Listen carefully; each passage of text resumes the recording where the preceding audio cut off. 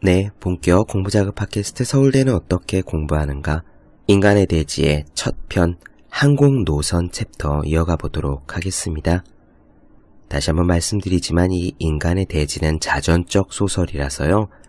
어떤 쭉 이어지는 스토리 같은 것이 있는 게 아니라 생텍쥐베리가 겪은 에피소드들, 각각의 경험들이 스냅 사진처럼 군데군데 나열되어 있습니다.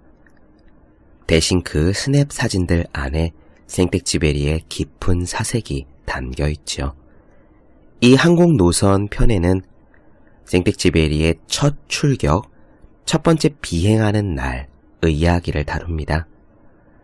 우리에게도 모두 첫 번째 날이 있지 않습니까? 첫 출근, 첫 등교, 우리도 몇 번쯤 첫 번째 날을 겪어왔죠. 다만 우리의 그것과 생텍쥐베리의 그것에 차이가 있다면 생텍쥐베리는 매번의 출근이 죽음을 각오한 출근이라는 점 정도가 되겠습니다. 여기 이 편에서 동료 기요메가 등장합니다. 그는 나중에 뒤에서 굉장히 중요한 이야기로 다시 한번 나오는데요. 든든한 선배, 존경할 만한 선배의 전형적인 모습으로 그려집니다. 기요메가 생텍쥐베리가 첫 출근을 할 때 어떤 조언을 해주었는지 들어보십시오. 인간의 상상력이란, 따스한 인간미란 이런 것이 아닌가? 나에게도 이런 선배가 있으면 얼마나 좋을까? 라는 생각을 하게 됩니다. 또 이 부분에서는요, 생텍쥐베리가 첫 비행하는 날 새벽 버스의 모습이 그려집니다. 생텍쥐베리도 출근을 했던 거지요. 일상으로 향하는 사람들, 피로한 사람들 속에서 생텍쥐베리는 첫 비행의 설렘과 책임감을 안고 버스 의자에 몸을 기대 있습니다. 매일 아침 출근하고 등교하고 혹은 집에서 하루의 일과를 시작하는 우리의 모습을 되돌아보게 해주는 장면입니다. 마지막으로 이 항공노선에서는요, 생텍쥐베리의 비행기 사고가 소개돼요. 당시 비행기는 지금처럼 컴퓨터가 있던 것도 아니고 GPS가 있던 것도 아니고요. 조금만 어긋나면은 자신이 어디에 있는지 그 위치를 까마득하게 잊어버리기 십상이었습니다. 그저 무선 전신의 의지에서 캄캄한 밤하늘을 계속 헤쳐나갔을 뿐이니까요. 언제든 길을 잃을 수 있고 언제든 죽을 수 있었습니다. 실제로 생텍쥐베리는 사막에 불시착한 경험이 있었고요. 그 경험으로 어린 왕자를 지필하기도 했지요. 인간의 대지의 첫 번째 챕터 항공노선 부분, 그럼 시작해보도록 하겠습니다.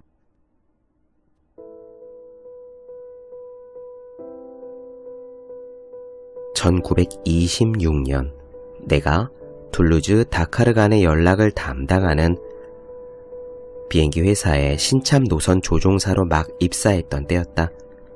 나중에 그 노선은 아에로포스타를 거쳐 에어프랑스가 담당하게 되었는데 그곳에서 나는 일을 배웠다. 다른 동료들처럼 나도 우편기를 조종할 영예를 얻기 전에 신참들이 겪어야 하는 수습 인턴 기간을 거쳤다.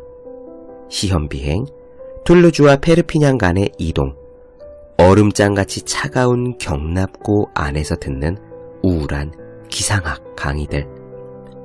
우리는 우리가 아직 알지도 못하는 스페인의 산들에 대한 두려움과 선배 조종사들에 대한 존경심 속에서 살았다. 그 선배들, 무뚝뚝하고 약간은 쌀쌀맞은 데다 우리에게 무척이나 거만하게 충고를 던져주던 선배 조종사들을 우리는 식당에서 다시 만나곤 했다. 비에 흠뻑 젖은 가죽 점퍼를 입고 알리캉트나 카사블랑카에서 돌아온 선배 하나가 뒤늦게 우리와 합류하면 우리들 중 하나가 조심스럽게 이번 비행이 어땠는지를 물었다. 그러면 보고가 쏟아지는 날 선배가 던지는 짤막한 대답들은 도처에 함정과 덫이 깔려있고 절벽들이 불쑥불쑥 솟아오르며 서양 삼나무에 뿌리라도 뽑아버릴 듯한 기류들로 가득 찬 가공의 세계를 우리 앞에 펼쳐주곤 했다. 시꺼먼 용들이 계곡 입구를 막아서고 번개 다발들이 산봉우리를 감싸고 있는 세계. 그러나 선배들은 솜씨 좋게 우리들의 존경심을 유지시켰다.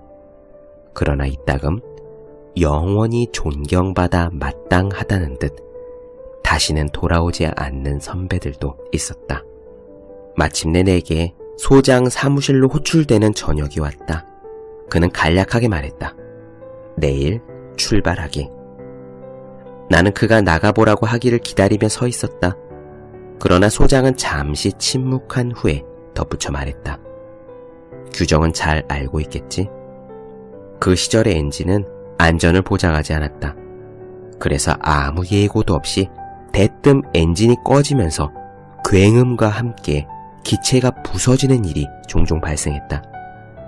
그러며 우리는 피신처라고는 전혀 없는 스페인의 바위투성이 지면으로 기술을 향하게 된다. 그렇게 비행기가 망가지면 우리는 다른 비행기로 바꿔 타고 또다시 일을 수행하는 것이다.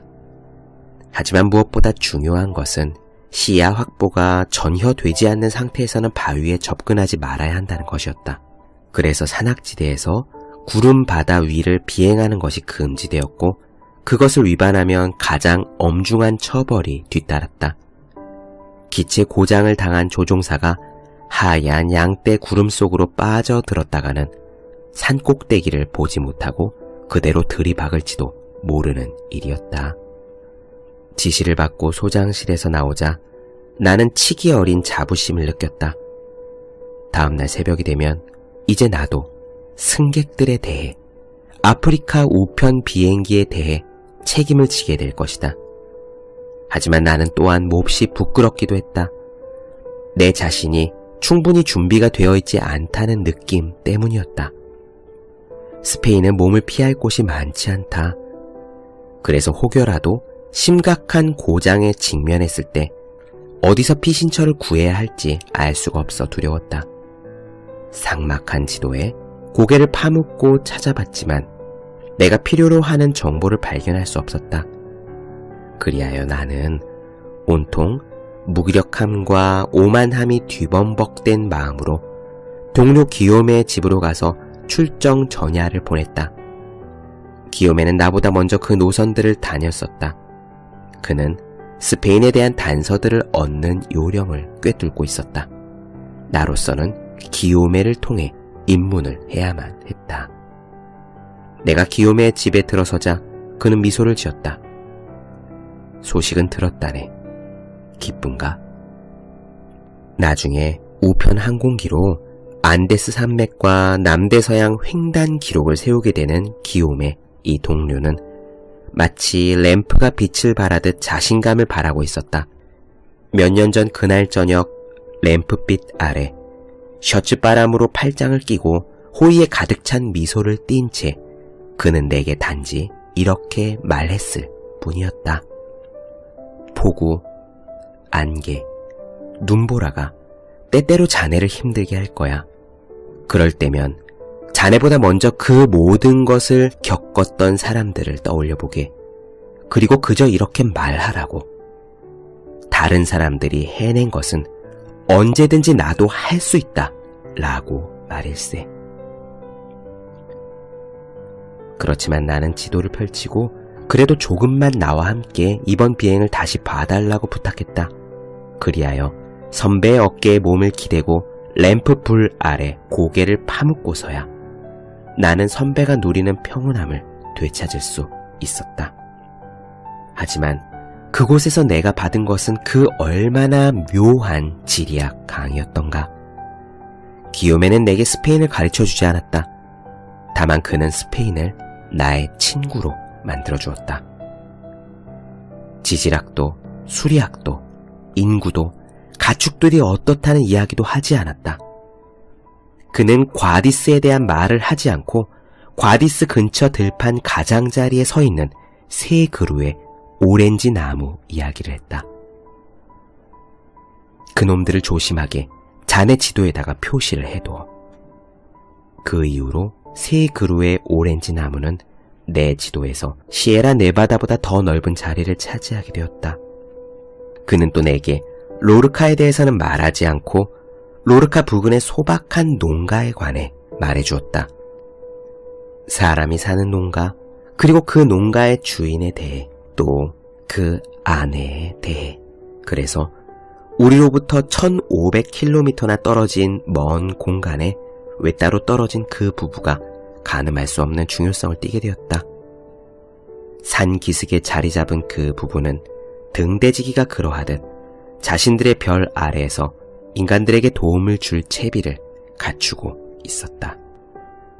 우리는 그렇게 세상 그 어느 지리학자도 모르는 세부 사항들을 망각으로부터, 그리고 상상할 수 없는 먼 거리로부터 끌어냈다.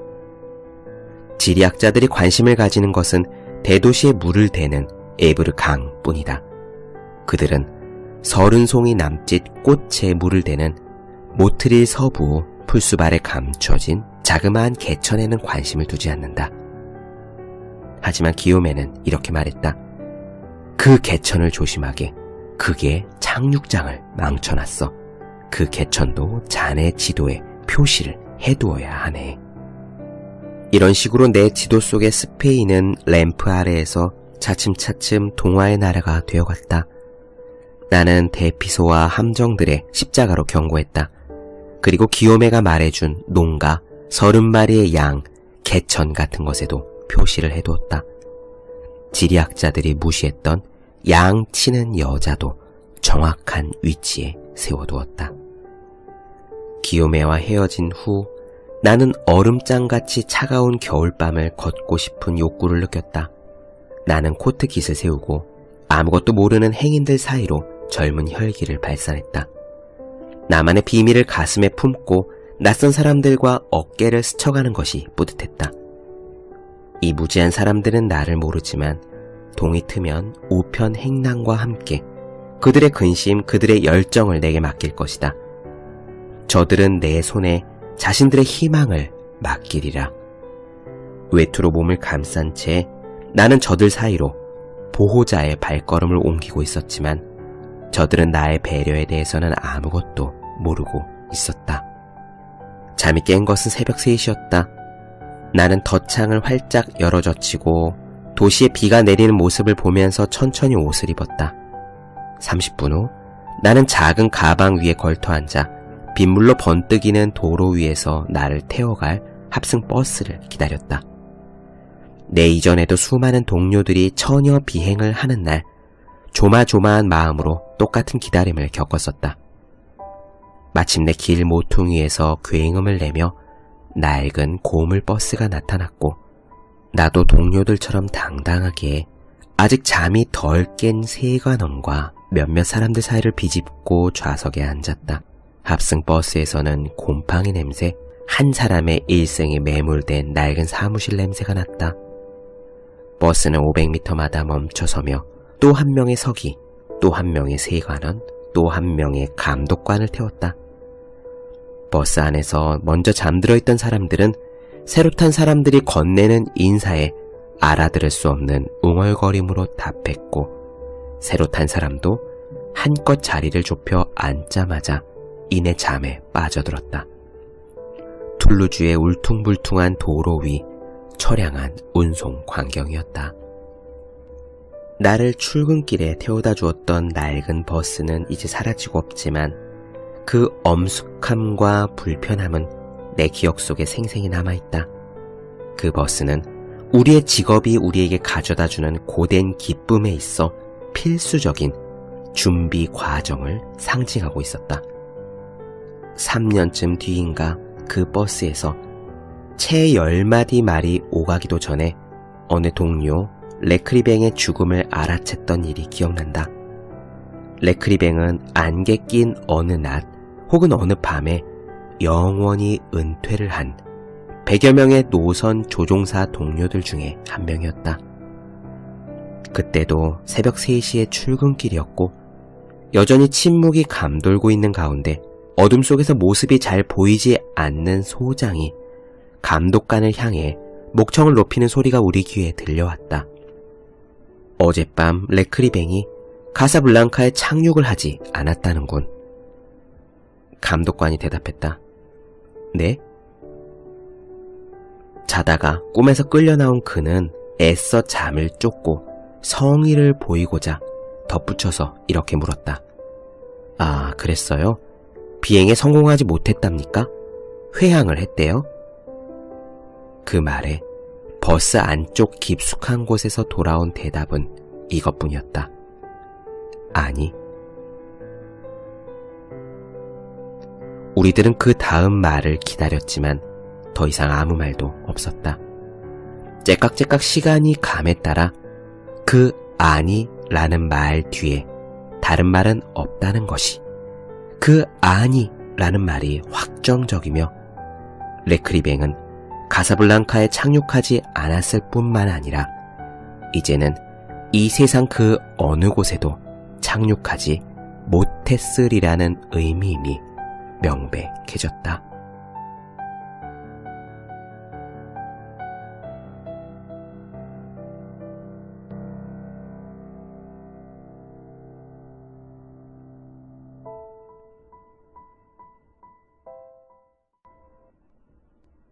네, 본격 공부작업 팟캐스트 서울대는 어떻게 공부하는가?